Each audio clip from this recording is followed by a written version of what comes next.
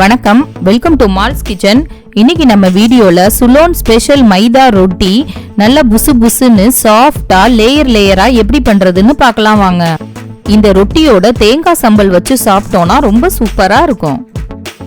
இந்த மாதிரி மேலும் பல வீடியோக்கள் பார்க்க இந்த சேனலை சப்ஸ்கிரைப் பண்ணிக்கோங்க.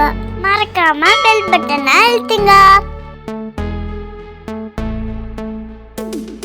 மைதா ரொட்டி செய்யறதுக்கு தேவையான பொருட்கள்: 1 கப் மைதா 250 கிராம், அதே கப்பில் அரை கப் துருவின தேங்காய், 2 ஸ்பூன் எண்ணெய், உப்பு தேவையான அளவு. ஃபர்ஸ்ட் ஒரு பவுல்ல 1 கப் மைதா, இது கூட அரை கப் துருவின தேங்காய், இந்த மாவுக்கு தேவையான அளவு உப்பு, இது கூட 1 ஸ்பூன் எண்ணெய் சேர்த்து நல்லா மிக்ஸ் பண்ணி விடணும்.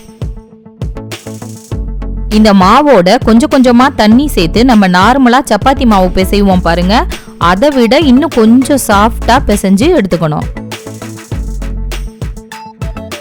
இந்த மாவு மேல ட்ரை ஆகாம இருக்கணுங்கிறதுக்காக 1 ஸ்பூன் எண்ணெயை நல்லா தடவி மூடி அரை மணி நேரம் அப்படியே நல்லா ஊற விடணும்.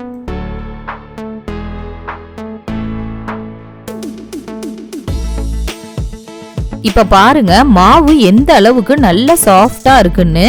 இதுல இருந்து ஒரு பெரிய பால் சைஸ் அளவு மாவு எடுத்து நல்லா உருட்டி நார்மலா நம்ம ரொட்டி எப்படி தட்டுவோமோ அதே மாதிரி கையாலையும் தட்டி எடுத்துக்கலாம்.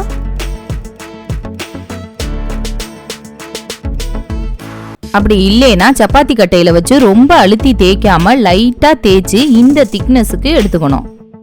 இப்ப அந்த ரொட்டியை சுட்டு எடுத்துக்கலாம். தவா ஒண்ணு அடுப்புல வச்சு நல்லா ஹீட் ஆனோன்னா அந்த ரொட்டியை இதுல போட்டு ஒரு சைடு நல்லா வேக விடணும். அதுக்கப்புறம் திருப்பி போட்டு அடுப்பை நல்லா ஹையில வச்சு 2 சைடும் திருப்பி போட்டோம்னா நல்லா புஷ்ஷுன்னு எப்படி உப்பி வருது பாருங்க. இந்த ஸ்டேஜ்ல இந்த ரொட்டியை நம்ம எடுத்துடலாம். ரொம்ப சுவையான சாஃப்டான மைதா ரொட்டி தயாராயிடுச்சு. இந்த ரொட்டியோட தேங்காய் சம்பல் வச்சு சாப்பிட்டோம்னா ரொம்ப அட்டகாசமா இருக்கும். அடுத்த வீடியோல நம்ம தேங்காய் சம்பல் எப்படி பண்றதுன்னு பார்க்கலாம். இந்த வீடியோ உங்களுக்கு பிடிச்சிருந்தா லைக் பண்ணுங்க, மறக்காம ஷேர் பண்ணுங்க. நன்றி.